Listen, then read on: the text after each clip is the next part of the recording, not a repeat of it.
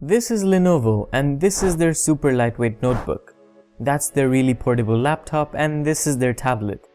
But what if you can have all three in one? Let's take a look at the Yogabook.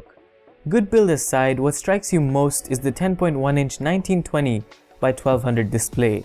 It's a good size to consume media and for the UI. This thing runs Android 6.0 on an Intel Atom 2.4 GHz quad-core processor with 4 GB of RAM. The UI could be more responsive and I wasn't really a fan of how the task switcher worked, but multitasking with 4 GB of RAM was great. Some applications for multi-window aren't supported, but when they are, you can be quite productive. Another feature that impressed me was the Dolby audio. The dual side-firing speakers were so good, I even refused to use headphones when watching videos on the tablet. But I think the cameras on this aren't really good. There's the 8-megapixel one positioned mainly for taking pictures in tablet mode, and the 2-megapixel one in front. They're not the best, but pass for video calling, and hey, who really takes pictures on tablets anyway? You might have noticed the Halo keyboard throughout the video, and here it is in its full glory. I like a bit of travel in my keyboards, and this is a touchscreen at most.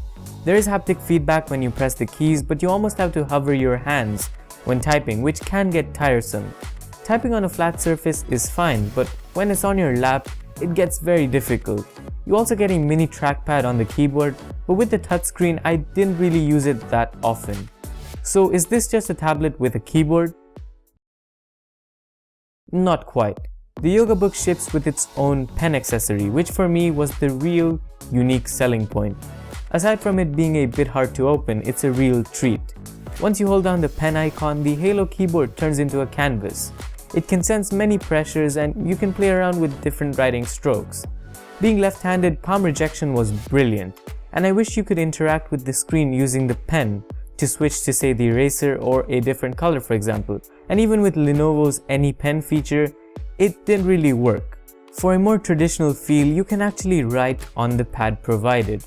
Once you change the pen's nibs to one of the 3 ballpoint pen nibs that are in the box, you can use the Paperpad, which magnetically attaches to the tablet for easy writing. This should be even better for students like myself, but there are a few problems.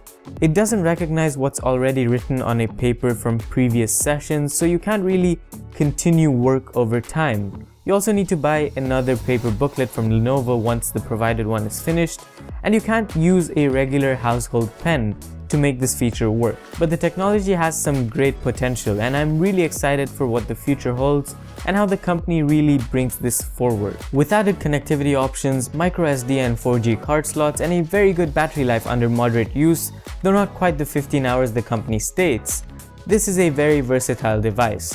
I see it useful for a lot of people, especially those who are constantly on the go, and I think it's one of the best Android tablet offerings on the market right now. That's all for this video. I hope you guys enjoyed it. Check out the full written review using the link below, and I'll see you in the next one. Adios.